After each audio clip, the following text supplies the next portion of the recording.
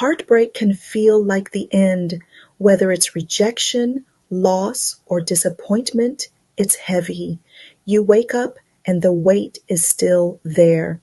The world moves on, but your heart feels stuck. Welcome to the Purpose Path with Cleopatra Briggs. If you've ever cried yourself to sleep or smiled in public while breaking inside, you're not alone, and you're not weak for feeling this way. But here's the truth.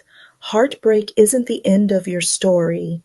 God often allows brokenness, not to destroy us, but to rebuild us stronger and wiser. David knew this. He wrote in Psalm 34:18, "The Lord is close to the brokenhearted and saves those who are crushed in spirit." His heartbreak prepared him, and yours can too. 3 steps to begin healing. 1. Acknowledge the pain. Don't numb it. Healing starts with honesty. 2. Redefine the story. Instead of "why me?" ask, "what can I learn?" 3.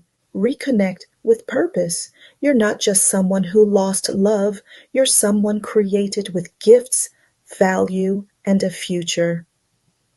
My bestie, your heart may feel shattered, but broken pieces can still build something beautiful.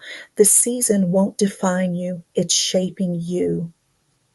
So if you're walking through heartbreak, let the tears fall, let God heal you, and hold on to hope. Your story is still unfolding, and the best chapters are yet to come.